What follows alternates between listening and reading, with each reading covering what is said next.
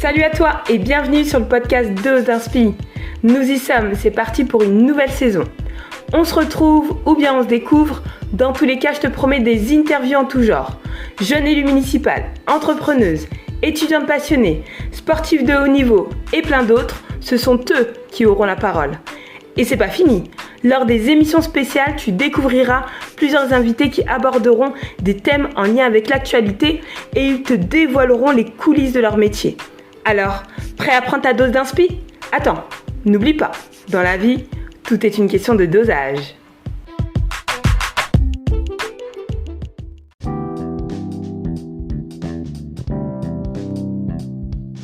Aujourd'hui, je reçois à nouveau Wendy, que vous avez découvert dans un autre épisode et qui nous a retracé son parcours, la menant petit à petit au métier des ressources humaines.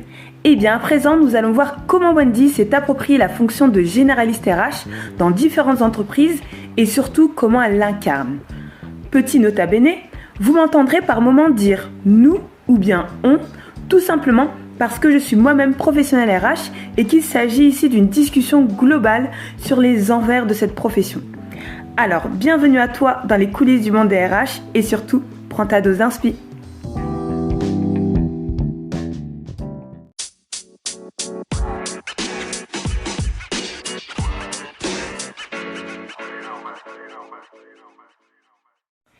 Alors, re-salut Wendy, on était ensemble il y a quelques minutes, j'ai envie de dire. Je vais te laisser du coup reprendre où tu en étais, mais en tout cas, tu as pu effectivement nous parler de toi, de tes débuts, on va dire, dans ta scolarité, de toute la progression que tu as eue par rapport à ton choix d'orientation, les moments où tu as dû aussi t'affirmer. Et ce fameux choix d'orientation que tu as fait en te penchant vers les ressources humaines et les différents stages et l'alternance que tu as effectué qui t'a, je ne sais pas si tu vas nous confirmer, mais qui a l'air en tout cas de t'avoir conforté dans ce choix. C'est bien ça ? Tout à fait. Super. Eh bien, je vais te laisser reprendre le tout pour nous raconter un petit peu comment tu as démarré justement ta carrière dans les ressources humaines, quel était ton premier job et comment effectivement tu as pu incarner ce professionnel des ressources humaines. Alors moi j'ai commencé ma carrière hors stage, etc. en CDI chez un mandataire de gestion hôtelière. Donc ça veut dire qu'il gère des hôtels mais pour des grandes marques qui délèguent leur franchise. D'accord. Ce mandataire de gestion était à taille humaine et surtout il n'avait pas réellement de service ressources humaines en interne, c'était des services externalisés, on externalise la paie, etc., etc. Donc son projet c'est d'avoir son propre service de ressources humaines. Et donc, je suis recrutée. Les 6 premiers mois, je suis seule parce que c'est le temps de recruter aussi ma manager. Et je me rends compte que y a pas grand-chose dans le service ressources humaines, qu'il n'y a rien qui est à jour. Et pour moi, c'est un défi, c'est un challenge motivant. D'accord. C'est-à-dire que y a rien de mieux que de partir d'une page vide. On crée ce qu'on veut, on crée à son image, il n'y a pas de frontière à la création. Donc je commence à faire un petit audit de ce qu'il y a, de ce qu'il n'y a pas, de gérer le courant, de conseiller les managers. Et puis c'est comme ça, j'ai mes bases que j'ai appris grâce à mes diplômes. Je suis diplômée d'un master RH, mais c'est aussi au contact des autres et des opérationnels, des directeurs d'hôtel, que j'apprends le conseil opérationnel. Je ne suis pas dans une stature académique, ce qui n'a jamais été mon cas. Au final, mon parcours scolaire l'a montré. J'ai toujours eu besoin d'avoir ce contact fort avec le terrain. Là, c'est encore plus probant. Parce que je ne vais pas expliquer à quelqu'un qui est directeur d'hôtel depuis 20 ans comment on fait. Bien sûr. On arrive du haut à l'époque de mes 23 ans. Je vais expliquer à un vieux briscard de l'hôtellerie comment on fait les choses. Ça passe pas. Oui. C'est pas entendable. Et surtout, sa spécialité, c'est pas les ressources humaines. Et quand il l'a fait tout seul comme il a pu. D'accord. Donc je suis dans une posture un peu basse, contrairement à ce qu'on nous inculque en études, où on dit voilà, les responsables des ressources humaines, c'est le gendarme, c'est ceci, c'est cela. Moi je suis dans un esprit de collaboration, il y a des choses qu'il faut améliorer, des choses qu'il ne faut plus faire. On apprend et puis c'est vraiment après ça dérape, on a d'autres manières d'encadrer. Et donc au final, je fais des gym à vie en fait sur ces hôtels. Sur certains hôtels, les directeurs que aujourd'hui je porte encore beaucoup dans mon cœur me montrent l'envers du décor de l'hôtellerie, de la restauration. Et c'est comme ça que je sais comment je peux les accompagner. Ce dont ils ont besoin. Ils n'ont pas besoin d'avoir le code du travail qui fait des milliers de pages sur le coin du bureau. Ils ont besoin d'avoir un endroit où ils font un clic, ils ont une information fiable, courte, pratique, qui correspond à leur situation. D'accord. Donc à un moment, ma manager, elle arrive, ma RRH, qui est une manager géniale. Et on se crée plein de choses comme ça. On se crée un intranet d'information des managers pour qu'ils aient leur bible ressources humaines. On met à plat toute la partie gestion des temps, parce que non, on ne fait pas des plannings n'importe comment. On leur apporte des bases. On met les choses de manière ludique, en musique, pratique. On déconstruit tout ce qu'on a comme vision du côté très lourd et dur des ressources humaines. Mais un peu ce que j'ai eu tout au long de mon parcours, j'ai toujours eu quelqu'un, sauf mon fameux prof de maths, qui a bien voulu vulgariser les choses et rendre les choses pratiques. Et je me dis, mais en fait, il y a beaucoup de gens qui sont câblés comme ça, qui aiment le pratico-pratique. Et c'est ce qu'on fait. D'accord. Là, tu es quand même dans un contexte où, finalement, il n'y avait pas grand-chose et il fallait tout construire. Ouais. Et le chemin de bataille, en tout cas, que vous donnez, toi et ta manager, c'est de pouvoir apporter tout ça, mais en effet, dans un sens où c'est pratique et pas apporter quelque chose de très lourd et très rébarbatif pour quelqu'un qui n'est pas des ressources humaines. Exactement. Et c'est ça, des fois, cette espèce de, je trouve, cette espèce de fossé qu'on peut mettre quand on apporte quelque chose de lourd et que le manager, limite de passer la porte du bureau des ressources humaines, il n'a pas envie. Oh mince, il faut encore me retrouver dans un espèce de truc où je vais comprendre un mot sur deux, alors que vous avez voulu en tout cas apporter, c'est ça, quelque chose de pragmatique et d'utile, oui, pour eux au quotidien. C'est ça, on se met les règles d'or, on n'écrit jamais un article du code du travail ou de la jurisprudence dans nos communications. D'accord. Justement pour enlever ce côté rébarbatif. Justement pour enlever, on n'a pas tous la même relation avec le droit. Pour d'autres, moi c'était les maths, pour d'autres c'était le droit, donc il faut aussi enlever ça. Et aussi parce qu'on est tous humains, après une longue journée ou qu'on est dans un coup de feu, comme il y en a souvent dans l'hôtellerie et la restauration, on n'est pas prêt à lire 20 pages pour savoir qu'est-ce qu'on fait en cas d'accident du travail, de déclaration de grossesse. Personne n'est dans cette optique-là, en fait. Et donc c'est ça, et puis on veut créer de la proximité. Oui. À cette époque-là, il y a encore cette vision qui perdure dans certaines entreprises, mais se dire les ressources humaines, c'est le service du personnel qui vient que dans ces cas de figure-là. Et en fait, on dit, mais à chaque étape d'une carrière, on est là. En backup, en sous-marin, de façon presque des fois transparente pour certaines personnes, mais quoi qu'il arrive, on est là. Et de montrer, mais il n'y a pas de question bête. Il faut le premier RH d'une entreprise, c'est le manager. Mais l'expert en ressources humaines, c'est le RH. Donc, il faut trouver cet équilibre. Il y a une charge qui sera, quoi qu'il arrive dans les ressources humaines, mais il doit, quoi qu'il arrive, avoir la flexibilité, la liberté, la compétence de savoir où se trouve le bon chemin managérial dans la gestion des ressources humaines. Ça le rendra plus confiant, un meilleur manager, il ne se mettra pas en danger et donc forcément son équipe et l'entreprise avec. Oui, totalement. Des fois, il y a des managers qui se mettent dans des situations vraiment bancales, mais pas dans un mauvais esprit. C'est parce qu'ils n'avaient pas ce réflexe, cette connaissance que là, en fait, ils allaient franchir une ligne qui est légalement pas bonne. Ils n'avaient pas l'information, ils n'avaient pas forcément le bon outil. Ou des fois, quand ils ont l'outil, ils l'utilisent très mal. Ils l'utilisent très mal. Ils se trouvent dans des situations où on dit, mais ça, on ne peut pas le faire tout seul dans son coin. Je vois. Et donc, dans cet accompagnement, après, il y a toujours ceux qui luttent dans le sens inverse du courant. Et c'est là aussi, avec cette manager, que j'ai vu la dimension où les ressources humaines, on est toujours entre le marteau et l'enclume. Elle défend des positions, elle apporte des choses, mais le business n'excuse pas tout. Le business n'exclut pas tout. On peut être flexible dans les ressources humaines, malgré ce que beaucoup peuvent penser. Mais quoi qu'il arrive, on doit préserver les intérêts du collaborateur. On doit préserver les droits du collaborateur. Et donc, tout ne s'excuse pas par un besoin, par une envie client. Non. On peut répondre à une envie client sans bafouer les droits du collaborateur. Bien sûr. Et ça, dans certaines entreprises, et surtout à cette époque-là, on est quand même un peu loin de toute cette émulation qu'on peut retrouver sur les RH, sur LinkedIn et autres. C'est une bataille.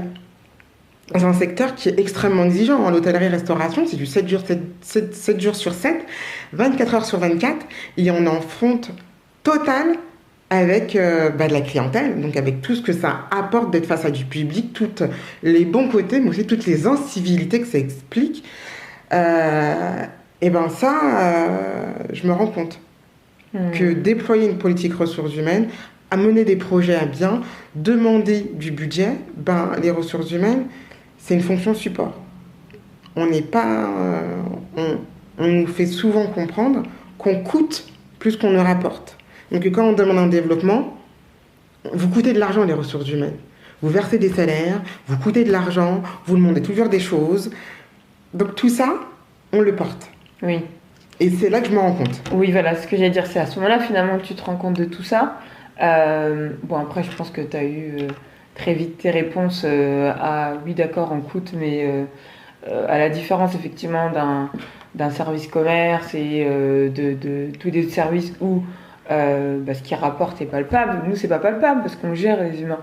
C'est ça. Mais je pense que si on décortiquait vraiment les choses, on pourrait très vite transformer de manière, en monétaire, finalement, ce que ça rapporte. Oui. Après, il y a des choses qu'on peut quand même calculer. Le coût d'un recrutement, tu peux le calculer. Le coût d'un recrutement, on peut le calculer. Le coût d'un mauvais recrutement, on le sent direct. Un fort turnover dans une entreprise, ça se sent. Un fort taux d'absentéisme. Une condamnation prud'homale et tout. Mais c'est des choses qui sont différées dans le temps. Oui, oui. Quand on parle, c'est pas le cas dans toutes les entreprises, mais on est dans une époque où, en tout cas dans cette partie de ma carrière, je me rends compte que on parle à des opérationnels qui voient le chiffre d'affaires, la marge, etc. à la fin du trimestre, à la fin du semestre, à la fin de l'année. Le coût d'un recrutement, de l'absentéisme, d'une condamnation, une condamnation prud'homale, elle peut atterrir 10 ans plus tard. Oui, bien sûr, bien sûr. Ça peut se mettre en provision. Donc ça reste quelque chose qui est toujours moins palpable qu'un énorme contrat qu'on a réussi à signer et on se fait une marche tout de suite. Donc en fait, l'effort pédagogique et de bataille, il est bien plus important. Et quoi qu'il arrive, quand on tranche dans les ressources humaines, il est très rare qu'on arrive à faire toujours des satisfaits. Vous avez soit d'avoir le financier qui va dire, ok... t'as fait un bon geste pour la NAO ou t'as fait un bon geste pour la qualité de votre travail, mais ça va coûter tant. Et qui va nous dire le chiffre, ça coûte tant. D'accord. Donc c'est pas du gain, c'est de la perte. On va avoir, quand on va dire maintenant cette mobilité pour X raisons, on peut pas la faire parce que c'est pas conforme au texte, on va avoir le collaborateur qui va dire tant mieux, ça me va qu'on préserve mes intérêts, qu'on ait pensé à ça et à ma qualité de vie. Mais on va avoir peut-être un N+2, un N+3 qui va dire et la RH, toujours en empêchant de nous tourner en rond. S'ils n'avaient rien demandé, il n'y aurait pas eu d'avenant, on serait serré la main, on aurait parlé, on l'aurait fait. Donc à chaque fois la RH doit trancher, c'est notre métier. Et les décisions les plus compliquées, on les porte. Et des fois, nous-mêmes, on dit au manager, je vais le prendre sur moi, reste sur le côté pour préserver la posture managériale. Donc pas les mauvaises décisions, mais dans les décisions les plus dures, on est plus cité, on est plus en front, mais notre métier, c'est de trancher. Oui. Et là, je me rends compte. Je me rends compte de tout ce qui est projeté de négatif sur notre fonction. Moi, ce que je dis, c'est que souvent, on est en backstage. Sur ça, il faut en avoir conscience. Moi, en soi, au départ, je me dis... ça me dérange pas parce que j'ai pas envie d'être la personne comme un directeur commercial qui est sur le devant de la scène et qui fait des grandes présentations. Ça me dérange pas, mais j'en prends de plus en plus conscience. Donc, est-ce que à ce moment-là, du coup, en fait, ce que je veux savoir, c'est comment tu incarnes finalement cette fonction en début de carrière, au moment où tu te rends compte finalement de tout ça. Et à la différence de comment tu l'incarnes aujourd'hui. Je suis dans un état d'esprit où je me dis, tu as voulu être généraliste, ça ne veut pas dire que tu t'y connais en tout, ça veut dire que tu dois être experte en tout. Ça veut dire que je me dis, pour défendre un projet, une position, un point de vue, il faut que tu sois calé sur tes sujets. Et un sujet RH imbrique plein de sous-dominantes RH. Ça va imbriquer une partie paye, ça va imbriquer une partie formation, ça va imbriquer une partie mobilité. Enfin voilà, il va y avoir plein de choses. Donc, travaille tes sujets. Oui. Et là, finalement, c'est encore un chemin d'apprentissage qui t'attend, mais un chemin d'apprentissage terrain. C'est un chemin d'apprentissage terrain où il y a beaucoup d'auto-formation. Hein. Je me dis toujours, aide-toi et le ciel t'aidera. Tout RH a comme meilleur ami les codes du travail, Google, sa convention collective. Ben voilà, ce sont mes meilleurs amis au travail et bien là-dessus. Et puis après, il y a la connaissance un peu informelle du contexte, de l'atmosphère, de la politique de l'entreprise. Oui, j'allais dire un peu aussi les collègues, ou en tout cas tous les anciens qui sont là et qui aussi sont au courant des pratiques de l'entreprise. Oui, mais moi j'ai toujours été, alors en tout cas que ce soit dans ce mandataire ou dans l'entreprise d'après, sur des créations de postes. Il y avait peu d'historique, peu de collègues, où j'étais un peu... Encore, sur chez mandataire, j'avais ma RRH et on formait, je trouve en tout cas, un très bon binôme, donc on arrivait à se partager. Et c'est aussi important. Et c'est là où après coup, on se rend compte de l'importance d'être plusieurs en RH. Oui. Parce que sinon, en fait, on porte tout seul, tout le temps. Et on est sur un métier avec énormément de confidentialité. Donc ça veut dire qu'on s'auto-censure très rapidement. D'accord. On ne parle pas de dossier. J'en parle avec ma RRH dans le même bureau, mais dès qu'on sortait du bureau, même avec des collègues qui étaient collés dans notre bureau, on ne parle plus, on en parle de plus. questions, bien sûr. Et donc on se met aussi dans une position, et tous les RH lui diront, on est des RH de l'entreprise, on est les seuls qui ne sont pas considérés par cette même entreprise comme des salariés à part entière. Parce que forcément, on crée ce fossé qui est la confidentialité. Et donc là... je me dis, voilà, il faut travailler ces sujets, il faut être excellent en tout. Et puis, arrive un rappel à la réalité que j'avais un peu occulté, qui était un peu passé, que j'aimais bien avoir occulté, les discriminations. Et je vois à travers ma RRH une RH complète. Elle sait aussi bien avoir une stratégie à 3 ans pour son service et l'entreprise et faire une fiche de paye. Et la faire, la construire, la valider, etc. Donc, pour un RH, c'est une palette de compétences extrêmement large. D'accord. Et elle est experte dans chacune d'entre elles. Et en plus, elle parle plusieurs langues. Donc moi, je la regarde avec des yeux d'amour. Faut le dire. Et je vois qu'elle a attaqué sur des sujets et sur des angles qui ne sont pas professionnels. D'accord. On attaque sur le fait qu'elle soit une femme. Quand elle prend une position, qu'elle argumente, qu'elle étaye, je vois la réaction de certains en face d'elle qui sont du même niveau hiérarchique qu'elle et qui ont la bassesse de la ramener à sa condition de femme, en fait. Et que si elle n'est pas d'accord et qu'elle tape du poing sur la table, c'est parce que c'est pas la bonne période du mois. C'est parce que c'est une femme. C'est parce que voilà, la lune n'est pas dans son bon croissant.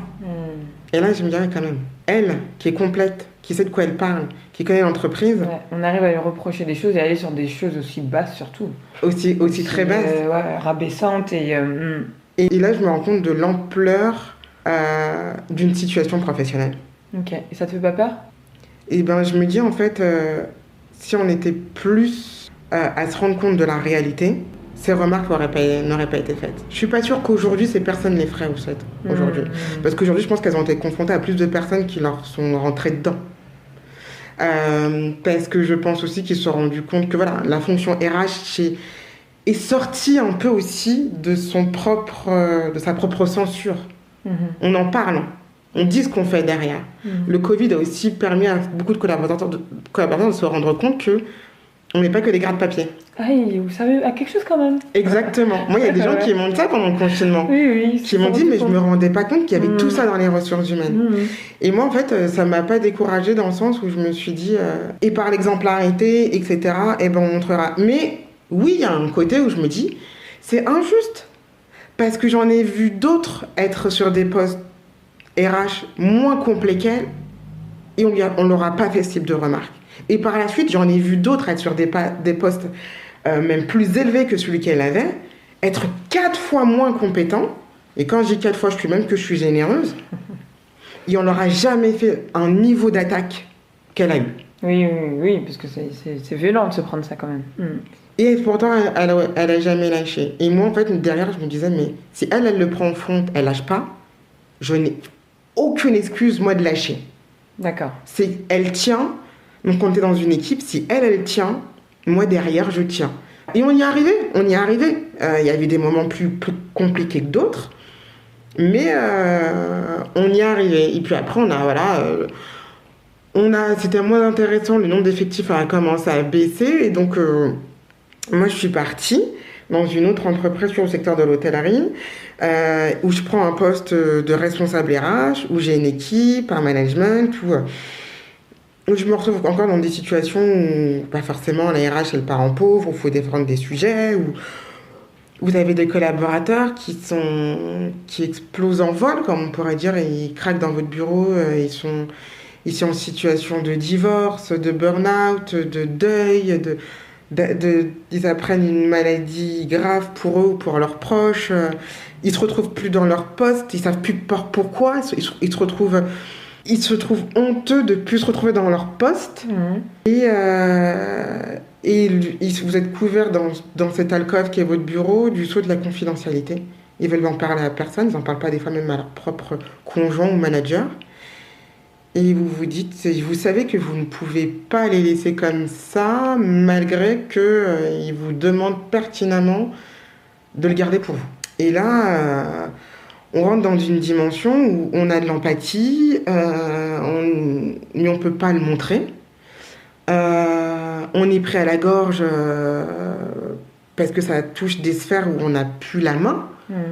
RH, on accompagne, mais on ne fait pas la place d'eux. Oui, parce que là, on rentre même dans du social. Dans du social, c'est une grande part de notre métier, même si, comme quoi, assistante sociale, je dis que je ne voulais pas le faire, mais on en fait. Finalement, on y retourne. Mais on se dit, cette personne, elle attend le meilleur de moi. Quoi qu'il arrive, même si elle me dit que je ne dois pas en parler, c'est moi qu'elle est venue me voir. C'est dans mon bureau qu'elle craque et c'est face à moi. Il y a une confiance qui est là, parce que elle livre une partie qu'elle ne délivre à personne. Oui.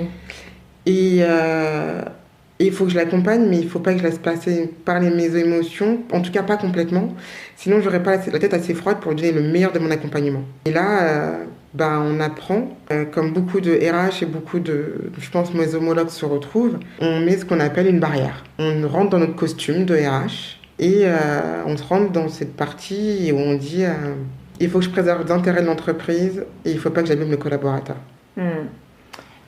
Là, on rentre dans quelque chose d'assez subtil, difficile, délicat. Je crois que tous les superlatifs ne sont pas... Tous sont utilisés et en fait, on est à la fin de ces dossiers heureux parce qu'on a réussi... Alors le mot traité est vraiment pas beau et pas à la hauteur de ce que vivent ces collaborateurs qui nous font confiance. Mais on se dit...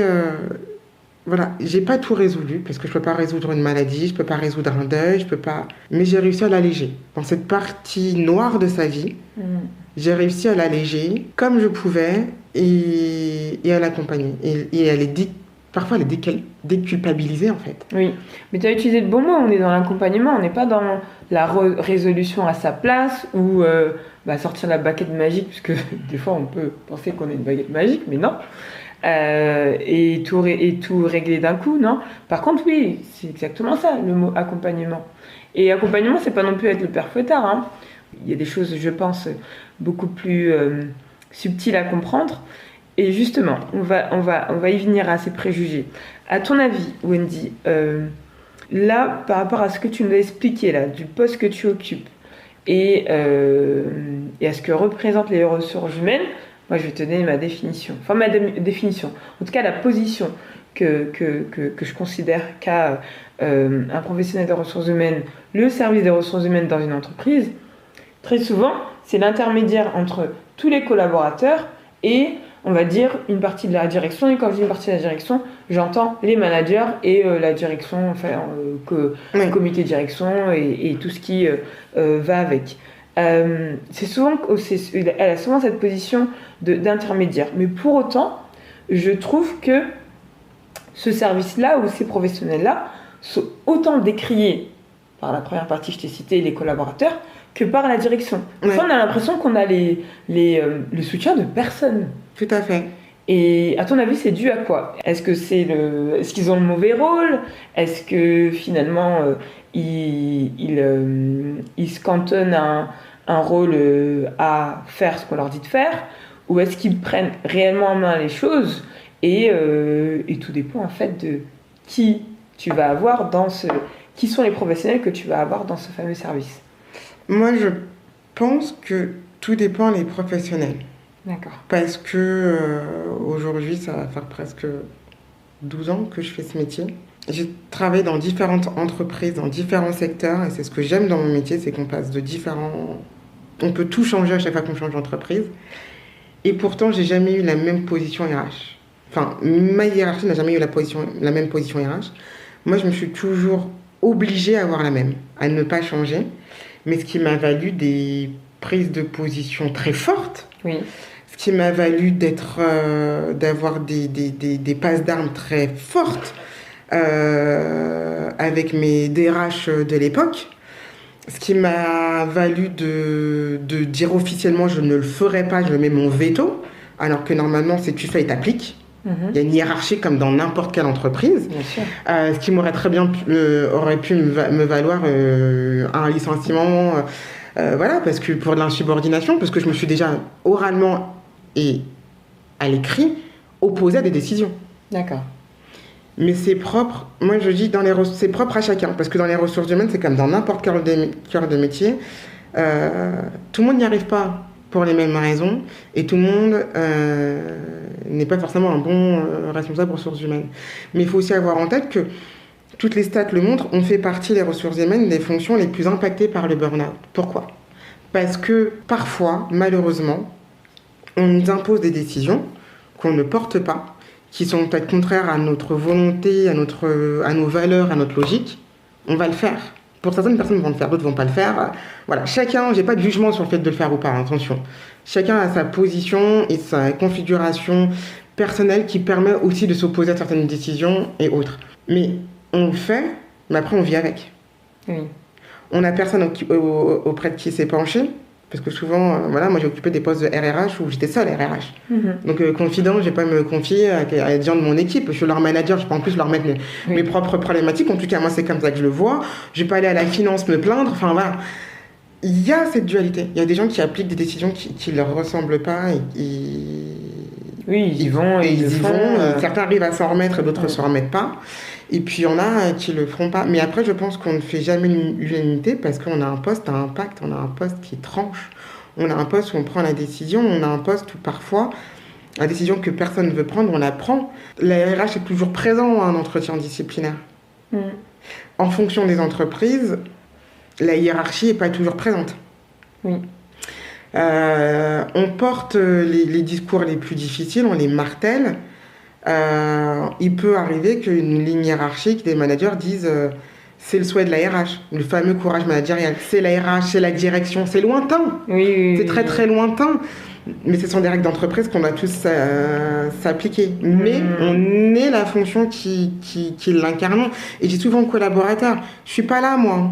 Je passe le plus souvent possible sur les sites qui soient éloignés ou pas, mais je suis pas là au quotidien. Oui. Donc si on arrive à se parler dans un cadre disciplinaire, c'est que ça dérange, c'est qu'il y a eu des remontées et que c'est proche. Il y a eu des antécédents, mais des antécédents qui ont été identifiés par un manager qui a remonté des informations. Et c'est pas une problématique. Moi je dis toujours, quand on ne sanctionne pas les éléments qui sont mauvais, c'est les bons qu'on sanctionne en fait, pour de vrai. Parce que celui qui est bon, qui se donne tous les jours au travail, qui est dans les valeurs d'entreprise, qu'on accompagne et autres, il se dit mais au final, je suis au même niveau, j'ai la même rémunération que celui qui crée plein de problématiques dans le service. Et en plus, la plupart du temps, c'est à moi de récupérer ces problématiques. Ben, je vais aller ailleurs. Donc au final, l'entreprise perd un bon élément qui a un bon état d'esprit, celui qui a le mauvais état d'esprit reste. Et ça décourage les autres. Et ça, on l'entend très régulièrement aussi.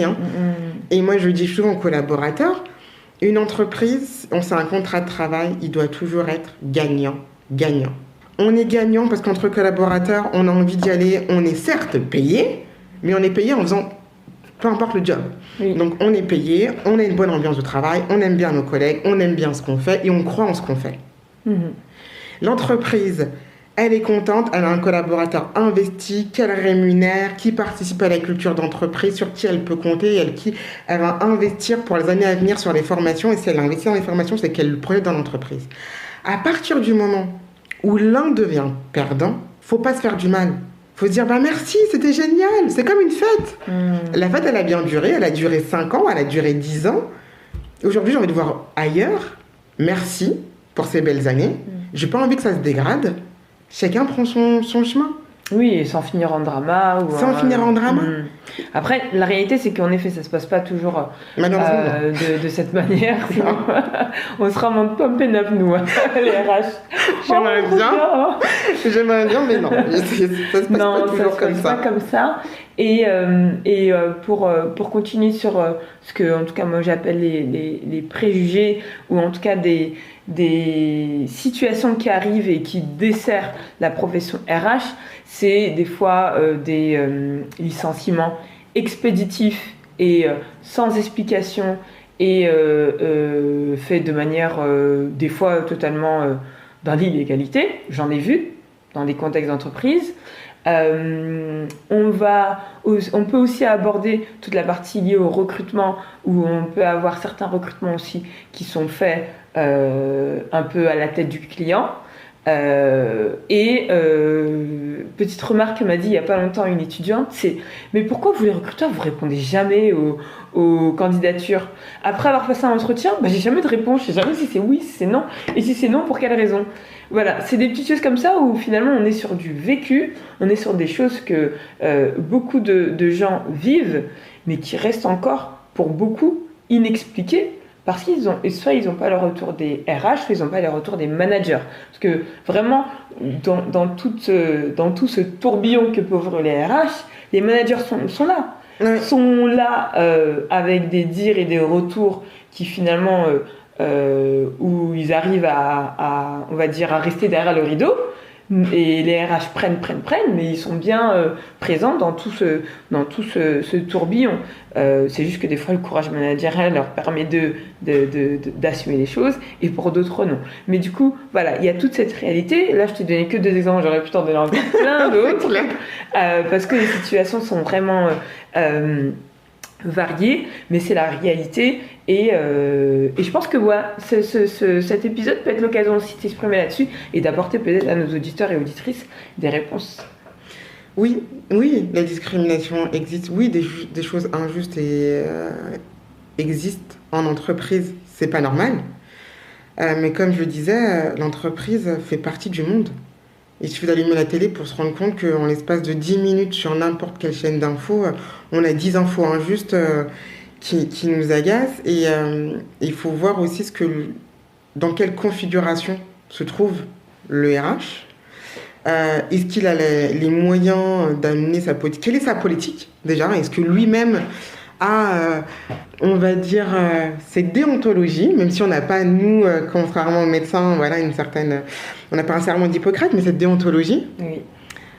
S'il l'a ou pas, s'il l'a, dans quelle configuration, est-ce qu'il peut s'opposer, dans quel cas il peut s'opposer, comment ça se passe, pourquoi, etc. Moi, j'en connais des RH qui m'ont déjà... Je ne sais pas si c'est par chance ou si c'est parce que j'ai un caractère bien trempé. J'ai jamais fait un licenciement que je n'assume pas. D'accord. J'en ai fait, En 12 ans, j'en ai fait. Mais je me suis toujours basée sur des dossiers que j'ai construits, où je me suis fait l'avocat du diable. Je dis toujours aux managers avec qui je traite un dossier, je vais me faire l'avocat du diable. D'accord. Parce que tu as besoin de comprendre. Parce que j'ai besoin de comprendre, parce que toute faute, chaque situation est diverse. Une personne qui a 25 ans d'ancienneté, qui a fait une erreur, ne va pas avoir la même sanction que quelqu'un qui est là depuis 6 mois et qui fait la même erreur. Donc, je me fais l'avocat du diable, etc. Donc, voilà, on se base bien sûr sur les éléments qu'apportent les managers, et les managers et le RH doivent être un binôme qui se fait confiance. En tout cas, moi, c'est ce que j'aime à penser. Mais la confiance t'empêche pas à ce que tu poses des questions pour avoir en tout cas, moi, je sais que dans mes fonctionnements, je pose des questions. J'en connais beaucoup qui posent des questions, etc., etc. Mais il y a des positions d'entreprise Oui, il y a des licenciements qui sont incompris et qui peuvent paraître, alors qui sont injustes et qui peuvent être perçus injustes. Dans les deux cas de figure, moi, quand j'ai déjà licencié des personnes qui m'ont dit mon licenciement est injuste. J'ai toujours expliqué ma décision. Toujours. Après, on peut ne pas entendre mon argumentaire, mais j'ai toujours expliqué que tel comportement, telle chose, c'est inacceptable et dès le premier acte, ça nécessite de ne plus être dans l'entreprise. Je suis peut-être intransigeante, mais pour moi, des insultes racistes, des coups, des vols, non, ça n'a pas sa place. Les parents ont fait un travail éducatif, l'entreprise n'éduque pas les personnes. Mais bien sûr que ça existe, mais parce que aussi, notre profession, comme je l'entends, comme je la vois, d'être un business partner, dans l'histoire des ressources humaines, c'est très récent. Oui, c'est vrai. Ensuite, avoir des DRH qui tiennent des postures, un DRH doit s'opposer au patron de l'entreprise. C'est celui qui l'embauche. C'est celui qui le garde. C'est celui qui peut le virer. Il s'oppose à son PDG, à son DG, à son directeur d'établissement, peu importe. Il s'oppose, voilà. Pas à n'importe qui. Il faut aussi avoir une ligne hiérarchique qui permet de tenir cette opposition. Oui, et c'est pas simple tous les jours. Et de dire, je ne le ferai pas, c'est pas possible, légalement, nanana. J'en ai eu des DRH. Il n'y en a pas beaucoup qui arrivent sur chaque dossier à tenir cette ligne. Oui. Et tous ceux qui le font aujourd'hui, vous vous rendez pas compte de la chance que c'est que d'avoir des DRH comme ça. Parce que ça facilite beaucoup le travail des ressources humaines derrière. Et ça facilite aussi cette sérénité en entreprise. Oui, cette sérénité, le climat social de l'entreprise. Le climat, et moi j'ai fait plein de licenciements où les collègues ils ont dit mais enfin on l'a sorti, lui il était nuisible. Parce que ça nuit bien aussi sûr. À l'état d'esprit, à l'ensemble, à l'équipe. Et les gens ne se rendent pas compte qu'un licenciement qui est mal fait, qui est fait pour de mauvaises raisons, a aussi un impact. Bien sûr, ouais, exactement. Et donc un départ doit être, s'il est justifié, il doit être expliqué. On ne va pas entrer dans le détail parce qu'il y a une partie confidentialité. Mais si souvent on nous dit oui, on n'explique rien aux collègues. Moi, je dis toujours, vous avez le droit d'expliquer. On ne rentre pas dans le détail pour aussi pas entacher la réputation du collaborateur. Mais vous avez le droit d'expliquer quel est notre niveau d'exigence et en quoi ça ne correspondait pas. Parce que si on reste sur du non-dit et de la rumeur, il n'y a rien de pire. Mais là encore, moi j'ai tellement de noms en tête de managers qui sont des excellents relais, qui ont du courage managérial, et comment les licenciements se passent entre guillemets en douceur, parce qu'on y va. C'est tout une question de personne et aussi de caractère. Et c'est pas facile. Et sur les recrutements, alors j'espère, et s'il y a un candidat à qui j'ai pas répondu qui écoute, mes excuses. J'essaye toujours de faire un retour aux personnes que je rencontre. Je le dis, j'ai fait des formations là-dessus, en plus que je dispensais à mes managers, en disant, la personne à qui on dit non aujourd'hui, c'est peut-être notre talent de demain. On lui dit non aujourd'hui parce que c'est pas le bon timing, parce que nous on a besoin de quelqu'un qui est prêt là tout de suite, ou au contraire de quelqu'un qui est moins senior pour pouvoir le garder sur du long terme, ou parce que différentes choses. Il y a plein de choses qui font que quelqu'un peut être bon, mais il ne sera pas bon chez nous, sur ce poste, à l'instant T. Oui. Les gens, on est des serrures molles. C'est ce que je dis à chaque fois, on est des clés molles. On va forcément ouvrir une porte. Il faut juste trouver la bonne. Et puis après, une fois qu'on a passé trop de temps dans cette porte, on change de configuration et c'est notre porte qu'on ouvrira. Donc quoi qu'il arrive, il faut faire un retour. Faut participer, il faut dire pourquoi on ne l'a pas pris, il faut dire qu'est-ce qui est bien, il faut dire qu'est-ce qui doit être amélioré. Parce que demain, il nous dira merci parce qu'il aura décroché à notre poste. Mais après-demain, il viendra chez nous. Oui. Il postulera chez nous. Il se rappellera que quand il était alternant, on lui a fait un retour positif. Il se rappellera que quand il était en recherche d'emploi, on l'a un peu coaché. Et il aura un lien avec notre marque. Je dis, si vous ne le faites pas pour vous, faites-le pour votre marque. Et c'est nécessaire. Oui. Parce que aussi, où je suis arrivée aujourd'hui, c'est que j'ai des managers qui m'ont dit, ah, tu veux plus? Bah ok, banco, fais. Et qui m'ont fait des feedbacks et qui m'ont donné encore et encore et encore. Oui. Ça fait partie de notre... pour moi, en tout cas, ça fait partie de mon ADN. Et je le ferai. C'est comme ça que je vois les ressources humaines, c'est comme ça que je les porte. C'est comme ça que je les portais à l'époque. Parfois, je me suis trouvée très seule dans la manière de les porter. Je le dis aussi. Plus les années passent, moi, je me sens seule dans la manière de le porter. Mais plus le marché du travail se tend et plus ça montre que, au contraire, c'est ce que les candidats attendent. Souvent, on me dit, ouais, mais si on fait un retour, on va te reprendre le retour de bâton négatif. Moi, tous les retours négatifs que j'ai faits, je n'ai jamais eu une personne qui m'a fait un retour violent, virulent. Oui, qu'il aurait mal pris, qu'il aurait une mauvaise réaction. Le plus violent que j'ai eu, c'est je suis pas d'accord, mais merci de m'avoir fait un retour. Ouais, pareil.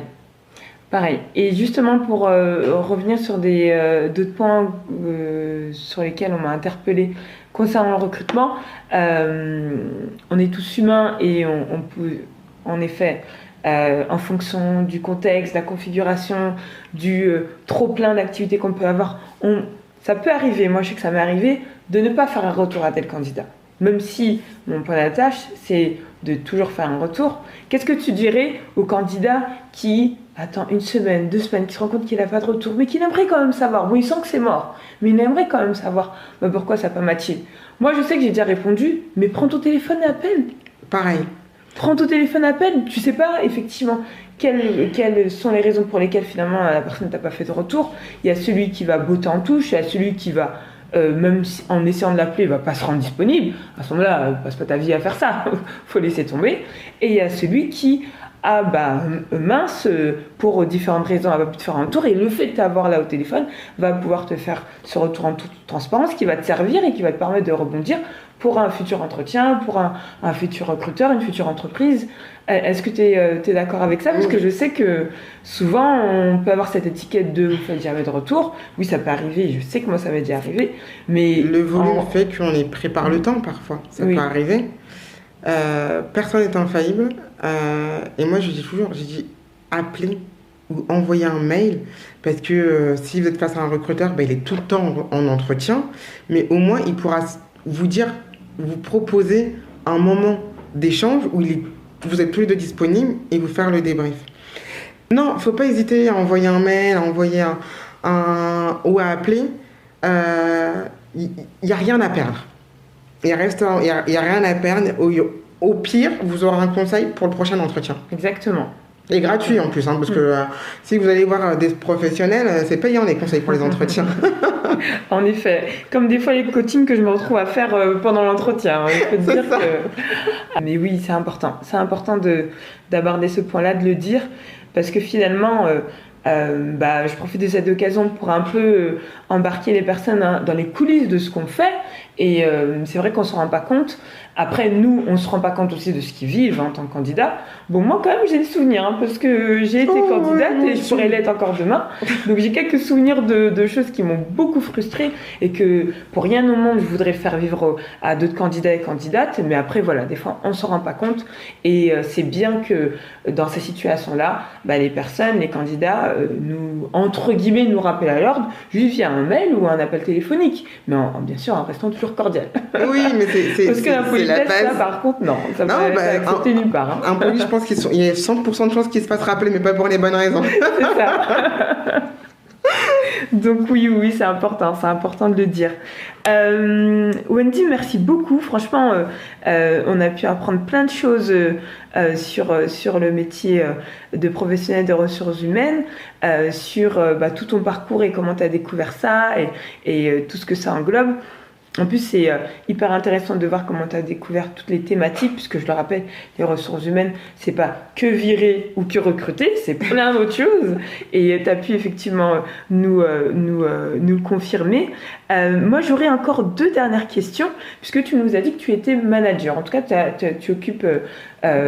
occupé ou tu occupes en tout cas ce poste-là. Manager, c'est du coup encadrer une équipe, accompagner une équipe, en plus de tout ce qui peut, tout ce qui est du coup rattaché à un professionnel de ressources humaines, puisque accompagner d'autres managers, c'est pas la même chose que d'accompagner et d'encadrer des membres de son équipe. Pour toi, qu'est-ce que c'est être manager RH?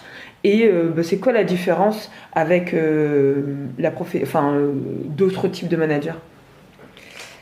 Manager RH, on sort du business. en fait. On a un peu, je pense, dans les différentes fonctions support ou fonctions périphériques au business, on est les seuls qui allons parler d'humain, mais avec une prise de recul, Oui. en demandant un peu un éclairage des deux côtés. Moi, quand un manager m'appelle en me disant X personne me pose problème ou X personne est très bien, je remonte toujours à la source. Pourquoi? Qu'est-ce qui s'est passé? Quel élément déclencheur? Qu'est-ce qui n'a pas déclenché? On a un peu ce côté où on est dans l'accompagnement. Donc on va forcément dans une certaine grandeur, dans certaine proportion dans leur sens, mais en même temps, on se doit d'aller dans le sens inverse Oui. pour être sûr de les accompagner dans la bonne direction. Donc souvent, on est dans une position où ils disent ouais, t'es censé m'accompagner, mais à chaque fois que je te demande un truc, tu me dis mais. Oui, parce que quand on ira, quand on prendra une décision, je dirai pas toi, je dirai on. Je la co-assumerai. Oui. Parce qu'on aura challengé le sujet. Et puis, on est aussi des personnes où il n'y a pas de process complètement clair. Chaque personne est différente. Donc, on me dit, oui, la dernière fois, on a fait ça, mais est-ce que la dernière fois, c'est sur les mêmes configurations, sur le même collaborateur, sur les mêmes sujets? Donc, à chaque fois, on se repose la question, à chaque fois, on se remet en challenge, à chaque fois, on se demande, la dernière fois, on a fait ça, mais est-ce que c'était la meilleure solution? Et il y a ça qui se remet en route. Moi, comme je le dis, il n'y a pas un seul jour où je vérifie pas une info. Et sur un management, et en tant que manager de RH, donc de ma propre équipe, oui. Je suis dans un positionnement où je suis dans le challenge, où je leur dis, où je pars du principe que je ne suis pas irremplaçable. Que tôt ou tard, et c'est ce que j'aspire, c'est que partout où je suis passée en tant que manager, je leur dis que tôt ou tard, j'aimerais qu'un membre de mon équipe prenne ma place. Parce que ça sera une évolution interne, en tout cas s'il la souhaite, ça sera une évolution naturelle, mais aussi parce qu'il n'y a pas de meilleure équipe qui arrive à tourner sans son manager et que l'équipe a le même niveau de compétence ou d'appétence, etc.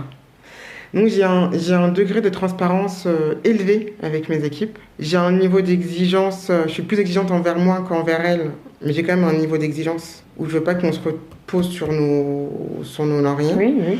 Et j'ai aussi, et je me fais souvent l'avocat du diable sur leurs décisions. D'accord. Je leur dis, tu as une problématique, ok, tu me proposes une problématique, ok, mais je veux que tu me proposes une solution. Elle est bonne, elle n'est pas bonne, on verra ça après. Mais je veux une piste de solution. Parce que si demain, je suis pas là, on n'est pas cardiologue, personne va mourir si on ne décroche pas, mais je veux pas que tu te sentes en panique quand tu décroches le téléphone et que tu n'as pas la réponse. Oui. Alors qu'à force de travailler comme ça, à force, tu as des réflexes. Et moi, c'est ce que j'aime. Je veux me dire que sous couvert de mon exigence, je les ai amenés à se dépasser et à apporter quelque chose qui leur servira plus tard et qu'ils auront. Et c'est vrai que quand j'ai des nouvelles des membres, une personne qui était dans mon équipe que j'ai managée, j'en ai eu un cette semaine d'ailleurs, une ancienne collègue qui me dit qu'elle va être promue sur un poste de RRH, c'est leur travail. C'est pas ma victoire, ça reste leur travail, c'est elles qui ont leur job. Mais je me dis, il y a un petit truc, pendant quelques années, quelques mois, j'ai participé au fait qu'elles visent plus haut en fait. Bien sûr, et c'est une satisfaction. Et c'est une satisfaction. Je ne fais pas partie des managers qui ont peur que leur équipe prenne leur place. Moi j'en ai. Pour moi, demain mon équipe me dit on est autonome, on fait sans toi, mais c'est une récompense. Complètement. Et donc, ce côté un peu transmission, comme j'ai eu par pas mal de mes managers ou tuteurs au cours de ma carrière, moi, c'est ce que j'appuie. Et donc, ça veut dire que je fonctionne beaucoup avec des profils qui sont curieux. Un peu ce qu'on appelle les profils promoteurs, qui vont de l'avant, qui sont curieux, qui me challenge. Oui. Aussi. J'aime aussi la contradiction comme me challenge. Après, quand je prends ma décision, c'est mon nom en bas du courrier, donc j'assume totalement. Mais cette contradiction, j'aime aussi.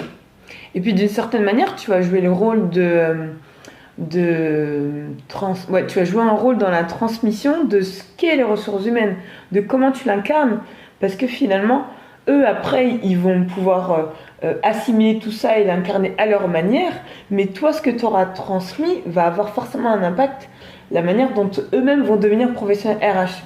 Ouais. Moi, je suis certaine que si j'avais pas eu les tuteurs que j'ai eus, si j'avais pas eu ces fameux managers en alternance Et après, je pense à d'autres, d'autres que j'ai eu après quand j'ai occupé des postes en CDI.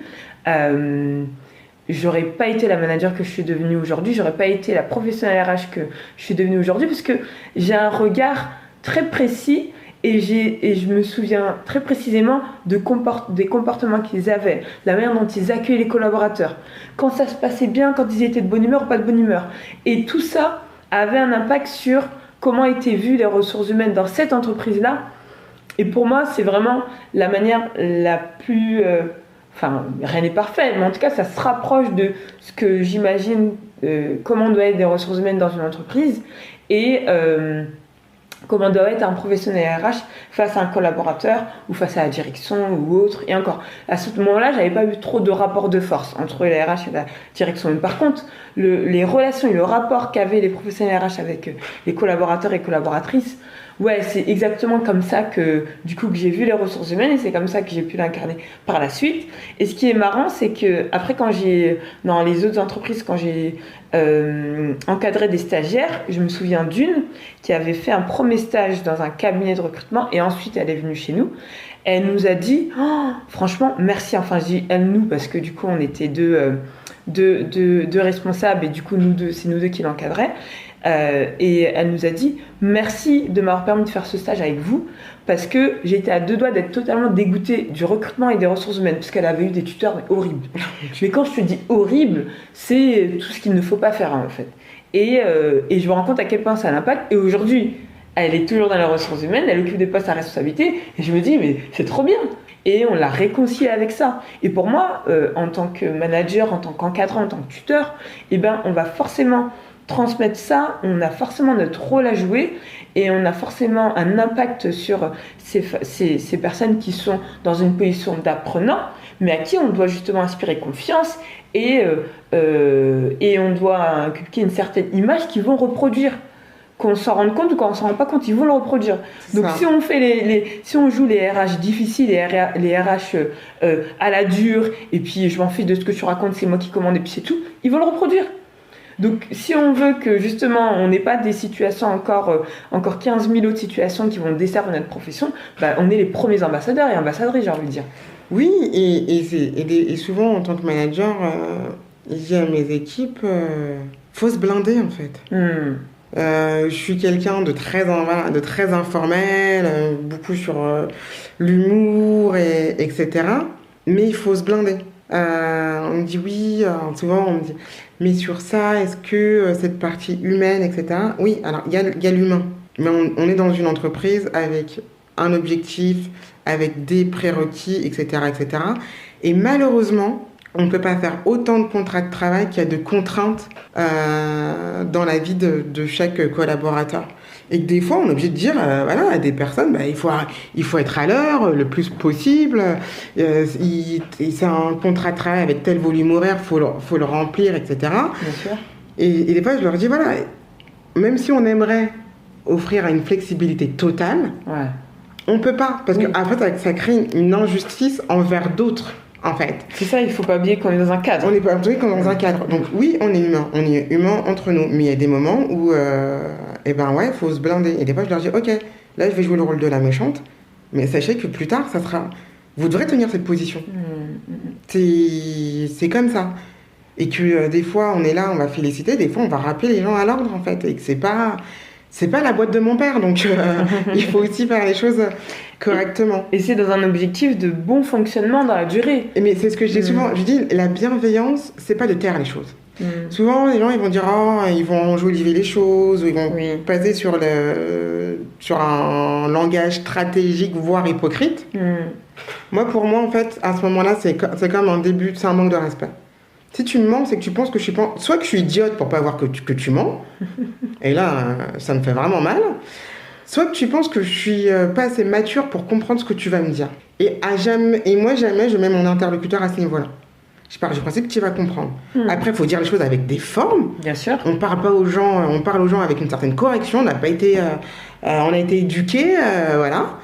On parle aux gens d'égal à égal, mais on se dit les choses. Quand on se dit les choses, quand les gens comprennent les choses et qu'on a un langage transparent, bizarrement, dans la plupart du temps, on a moins de conflits derrière. Oui. On sait d'où on est. C'est transparent. On se met sur une table, on dit voilà, la tasse, c'est celle-là, elle est blanche. On voit tous la même tasse, on part de ce point de départ. Et ça va, et dans pas mal de cas, ça va beaucoup mieux. D'accord. Et souvent, on me dit, mais tu dis ça parce que toi, t'es RH? Bah peut-être, mais peut-être aussi parce qu'il faut faire avancer la situation. Et qu'à un moment, en fait, il y avait un non-dit qui crée une situation de conflit. Complètement. Donc la bienveillance, c'est très bien. Ne pas dire les choses, ce n'est pas être bienveillant. C'est juste mentir. Et en effet, ça peut nous amener dans des situations très compliquées après. Pour défaire tous les nœuds, ça prend plus de temps qu'autre chose. Super Wendy, dans tout ce que tu nous as dit, j'en suis sûre que dans ton parcours, dans ta vie, eh bien, tu dois avoir aussi des doses d'inspi qui ont pu t'inspirer, qui ont pu t'insuffler tout ce que tu portes aujourd'hui. J'en ai plein. Des personnes actuelles comme des personnes du passé, de l'histoire de notre pays, l'histoire de mes petites îles, Haïti et la Guadeloupe, qu'on a une histoire aussi riche. Ça nous apprend la résilience, ça nous apprend que rien n'est perdu d'avance, ça nous apprend que la devise d'Haïti, c'est l'union fait la force. J'aime jouer collectif. Je dis souvent, on est tous sur le même bateau, donc ramons ensemble. C'est une dose d'inspi pour moi constante. On est héritier de ça. Ouais. On est héritier de ce pays qui est la France et des origines que nous ont données nos parents. C'est dans notre ADN et ça impose la résilience. Ensuite, je suis au contact des humains au quotidien. Donc des doses d'inspi, j'en ai plein. Quand j'ai des collaborateurs qui me disent, alors qu'ils sont sur un bon poste, etc., je claque tout parce que je veux reprendre les études. Alors moi, avec ma relation assez compliquée avec l'école, tout plaqué d'un bon poste pour retourner à l'école, comment dire que c'est à milieu de ma gymnastique mentale. Mais justement, je me dis, mais c'est un carburant. Il y croit, il y va, il le fait, il réussit. Et il se donne les moyens. J'ai une amie qui, elle est maman de 3 garçons qui sont pleins de vie, qui ont plein confinement alors qu'elle avait un métier à tout lâcher pour vivre de sa passion, la pâtisserie. Elle a repris un CAP pâtisserie, un candidat libre, donc suivre les cours, confinée avec 3 enfants qui sont pas à l'école. Gérer tout ça avec les devoirs qui devaient être faits par les parents, réussir son diplôme, lancer son affaire à son titre. Trop bien. Voilà, space dédicace pour elle, c'est une dose d'inspi. Moi, je suis mère que d'un seul enfant. Hein. Donc, et je vois ce que c'est un enfant. Elle en a 3. Voilà. Donc, c'est des doses d'inspi. Ton parcours est une dose d'inspi. De dire, voilà, t'as fait un podcast sur ton parcours et aujourd'hui, t'interviews des personnes que j'écoute régulièrement, et tu le sais. C'est une dose d'inspi de tous ces parcours. Et je me dis aussi, faut que j'en sois une pour ma fille. Trop bien. Et voilà, c'est un parcours en fait. On se dit, on vit encore dans un monde qui est en évolution. Heureusement, parce que les droits que j'ai aujourd'hui sont bien plus décuplés que les droits qu'avait ma grand-mère et encore ma mère. Ouais. Donc souvent, quand on me dit il y a des inégalités, etc., je me dis, réalisez quand même que vous vivez la meilleure époque. Ouais, totalement. Il y a encore quelques années, même voter, on n'avait pas le droit et avoir notre propre compte en banque. C'est pas si loin que ça, hein, c'est très très récent. Donc je me dis, réalisez-vous que oui, il reste du chemin, mais qu'on vit l'époque où tout le monde a plus de droits. On est presque arrivé à un niveau d'égalité. Et ça, quel que soit le handicap, en fait, quelle que soit la discrimination. Moi, au départ, je pensais que la discrimination, c'était que sur l'origine ethnique, et mon parcours m'a montré qu'il y a des discriminations sur tout. On entend le nombre de fois que j'ai mis mon veto sur des managers parce qu'en entretien, ils posent des questions personnelles qu'ils n'ont pas à poser. Et je dis aux candidats, alors que le manager est présent, vous n'avez pas à répondre à cette question. Ou des managers qui me disent, on ne peut pas confier ce poste, t'imagines, il ou elle est parent de X enfants. On n'a pas à porter ça sur... laissons les gens avoir l'organisation pro-perso. On propose le poste parce qu'ils ont les compétences, à eux de nous dire si ça rentre ou pas dans leur handicap, leur organisation, etc. rien n'est écrit. On peut être sans enfant et avoir des contraintes, et on peut avoir des enfants et avoir une organisation qui permet de tenir un poste. Et j'ai un enfant en bas âge et je me déplace. Donc, et souvent, je le ressors comme exemple en disant, mais c'est pas vrai. Donc, ces doses d'inspi, je suis au contact des humains, je les ai tous les jours. Et je pense que, comme elles sont actuelles et anciennes, ça permet de jamais baisser les bras, en fait. Ouais. Malheureusement, mon petit souhait qui pensait qu'en étant... que voilà, les discriminations partiraient, eh ben, il y a encore du chemin. Et même au sein des ressources humaines. Les managers sont clairement pas les premiers à être dans cette discrimination. En étant RH dans un métier donc dit de femme, j'ai eu des épisodes de sexisme, de discrimination, où parce que je porte des locks, on m'a demandé si je fumais de la weed. Enfin, incroyable. Des trucs. Et pourtant, je suis en RH. On pourrait dire, bon, ça pourrait peut-être mettre cette fameuse barrière. Oui. Non. Non, les gens se permettent de tout. Hein. Ils se permettent de tout. Donc, ça continue être une dose d'inspi en disant, faut pas lâcher. Super. Et aujourd'hui, je suis dans une entreprise où je dis souvent, chaque combat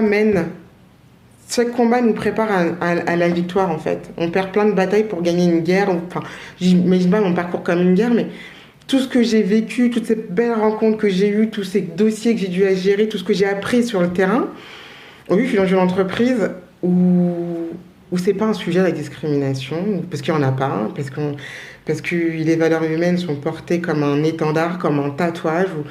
Il y a un côté un peu venez comme vous êtes. Et du moment qu'il y a les compétences, on y va, on y fonce. Et je me dis, ok, tant d'années dans les ressources humaines et ça existe ces entreprises. Donc si on se sent pas bien, c'est pas grave.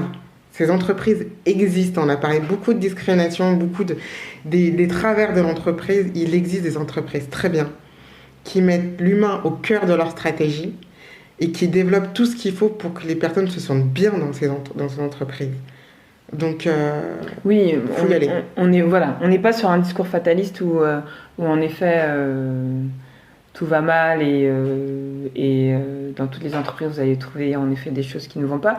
Dans tous les cas, le monde de l'entreprise ressemble beaucoup au monde quotidien et effectivement il y a des avantages, des inconvénients partout, mais il y a, comme tu l'as pu nous l'expliquer, des entreprises qui prennent à bras le corps des sujets tels que la diversité, des sujets tels que la lutte contre les discriminations, des sujets où ils vont porter haut et fort les valeurs, et ça va se voir autant dans leurs beaux petits flyers ou sur leur site internet que sur le terrain. Et ça, je trouve que c'est bien de le dire parce que ça donne de l'espoir aux uns aux autres qui peut-être ont multiplié les mauvaises expériences. Et ça, on sait qu'aussi ça peut arriver et on peut tomber dans un espèce de fatalisme. Je vous l'ai dit, ma chère stagiaire qui a eu une première expérience et qui aurait plutôt tendance à la dégoûter et la faire changer d'orientation, elle s'est accrochée, elle a dit bon, je fais mon deuxième stage, on verra. Et finalement, elle a continué, elle a pu embrasser cette carrière dans les ressources humaines et c'est tant mieux. Donc vraiment pour rappeler que voilà, à situation compliquée, ça ne va pas dire que tout est condamnable et qu'il faut tout lâcher, non, faut s'accrocher. Et c'est comme les situations de vie. Les situations professionnelles des fois ressemblent beaucoup à des situations de vie qu'on peut vivre. Et il y a souvent effectivement des moments de lutte et de pouvoir effectivement s'accrocher. Et il faut pas hésiter à demander de l'aide. À demander de l'aide interne ou externe pour un peu se rendre compte, enfin se rappeler qu'on a des droits, qu'on a des devoirs et que des fois quand on est un peu chamboulé ou mouvementé ou voilà sur des sujets qui peuvent blesser, oui, il faut se rappeler qu'on est dans un pays de droit. Donc utilisons toutes les instances représentatives internes ou externes qui peuvent nous défendre. Ça, je tenais à le dire aussi. Oui, tout à fait. Et j'ai eu des cas dans ma carrière où des collaborateurs sont venus me voir en me disant je suis victime de harcèlement et de leur dire ok, je te vois, je te crois, je te comprends. On va lancer une procédure interne d'enquête qu'il conclura, qui sera impartial et ne pense pas que les dés sont joués et on y va. Et que ça a permis de mettre en lumière des situations forcément qui sont... Enfin, personne se comporte de manière volontairement de manière plus que déplacée sous les yeux de la RH. Oui, voilà. Oui. Voilà. Mais moi, j'ai toujours dit à ces collaborateurs, je les ai toujours remerciés pour leur courage, parce que souvent, ils parlaient seuls pour beaucoup qui, avant, n'ont pas voulu, n'ont pas pu parler et ont gardé ça en eux, sont restés là ou sont partis, peu importe. Et de leur dire, c'est aussi un signe d'espoir, de dire personne, quelle que soit sa position dans l'entreprise, est en droit d'agir de la manière dont cette personne agit, et c'est contraire à nos valeurs. Parfois, ça fait peur dans certaines directions, mais moi, je remercie aussi tous les DRH, hommes ou femmes, qui tiennent cette position. Qui se disent, OK, il y a une enquête en interne, elle sera impartiale, je garantis son impartialité, et s'il s'avère que la personne a fait ces actes qui sont contraires à nos valeurs, la question ne durera pas, en fait. Ça n'a pas sa place ici. Et qui ne transigent pas. Et j'en ai connu plein des DRH comme ça. Des managers, des RH, même des collègues de ces managers, de dire je me désolidarise complètement. Et il n'aura pas sa place ici. Il y en a des gens. Il y en a dans chaque entreprise que j'ai croisée. Il y en a, donc surtout, levez la main, parlez-en avec la personne avec qui vous sentez peut-être le plus proche. C'est pas forcément votre manager, c'est pas forcément la RH, etc. Mais parlez. On en vient à mon petit bonus. Tu m'as demandé tout à l'heure, c'est quoi le bonus? Et ben tu découvriras. Mon bonus, et ben écoute, on est sur dose d'inspi. Et très souvent, ce que je dis, c'est que la musique est aussi une source d'inspiration pour moi. Et très souvent, je me pose la question de ce qu'écoutent mes invités. Et quel type de musique, quel artiste est pour toi la dose d'inspi, on va dire, de tous les temps? Un artiste, je peux pas. Allez, t'as droit à 2. Alors, style de musique, je suis à moitié haïtienne. Et notre musique, c'est le compas. Ah oui. Qui est de plus en plus populaire. Moi, c'est une musique qui, peu importe mon état d'esprit, va me remettre dans le dynamisme. Oui, va me faire voir le verre à moitié plein. C'est une musique qui peut parler de choses des fois qui sont très tristes. De la situation économique et sociétale du pays, de peine de cœur, de maladies, etc. Mais si vous ne comprenez pas le créole haïtien, vous avez l'impression qu'on parle d'une fête qui ne s'arrête jamais. Et ça me met dedans. Et ouais, ça c'est ma dose d'inspi. Il n'y a pas un matin où il n'y a pas un son haïtien à fond dans la voiture. Je vous le dis tout de suite. Dans ta playlist, il y a forcément du compas. Et ça c'est clair. Ça fait partie... je ne pourrais pas vivre ça. Et donc, s'il y a une musique haïtienne que je pourrais recommander, c'est Haïti Bang Bang, qui parle d'Haïti, qui dit en créole haïtien sensible à la gâchette, et en fait qui explique que... Ah oui, elle est connue celle-là. Elle est hyper connue de mon groupe préféré, donc je ne cite pas de groupe, je parle d'un style musical, et qui parle justement du fait que ce pays, sous couvert de l'aider, il y a plusieurs organisations gouvernementales qui interviennent, mais au final...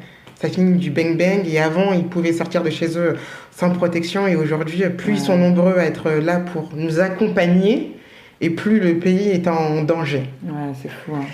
Et donc, cette chanson qui est très joyeuse dans la rythmique, mais qui parle, et qui nous apprend aussi la résilience. En tout cas, moi, elle me remet clairement les idées en tête, quoi.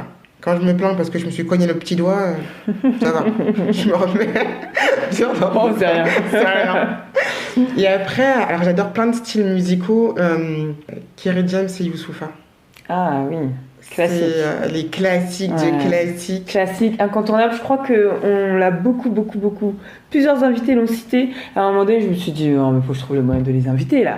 Mais ils sont très souvent cités. Non, mais de fou, en tout dans cas. Les musiques inspirantes.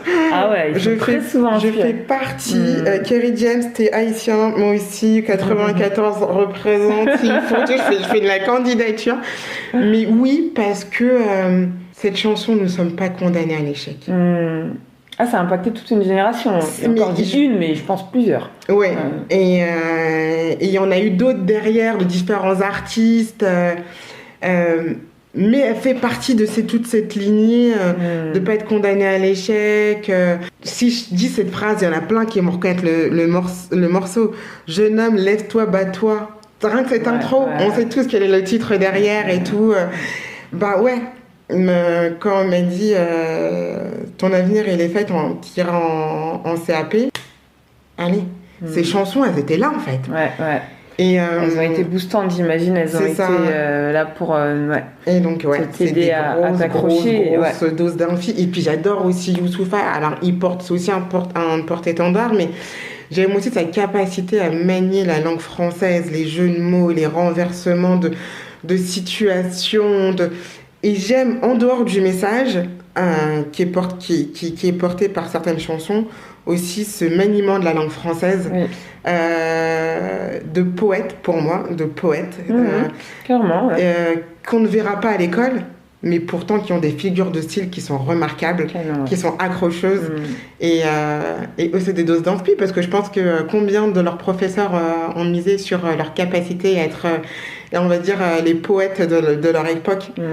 Merci Wendy. Merci à toi. Franchement, c'était super. Et je te rajoute dans la liste des doses d'inspi, ça c'est sûr et certain. Parce que franchement, ça a été inspirant, ça a été enrichissant. Ça a été, j'imagine, une découverte aussi pour plein de monde de comprendre ce que c'est que les ressources humaines, les coulisses, comment tu l'incarnes, comment tu le vis. Et n'aie pas de doute que tu vas inspirer ta fille, ça j'en suis sûre. Quand elle écoutera dans 2 ans, dans 10 ans, dans 15 ans, qu'elle fera écouter à ses propres enfants, ils diront « Waouh, mais t'avais une maman canon !» Donc franchement, n'aie pas de doute là-dessus. C'est vraiment formidable ce que tu fais. Continue dans ta lignée, continue de rester en tout cas ancré dans tes valeurs et dans tout ce que tu portes. Et ça pourra que continuer de fonctionner. Donc ne t'inquiète pas pour ça. En tout cas, moi je suis vraiment ravie de t'avoir accueilli lors de cet épisode. J'en suis sûre que les auditeurs et auditrices pourront aussi te retrouver en tout cas apprécier tout ce qu'ils ont pu entendre. On l'a fait à 2 parties. On avait parié de toute façon. On allait faire 2 parties. Donc j'espère vraiment que vous avez kiffé. Moi j'ai kiffé. Et j'ai envie de te dire, je te laisse le mot de la fin. Et bien sûr, on reste connectés. Oui, merci à tous pour votre écoute. Et surtout, n'oubliez pas une seule chose. Il y a une seule chose à retenir dans la vie. Vous avez toujours besoin qu'une seule personne croie en vous. Parfois, cette personne, ce sera vous.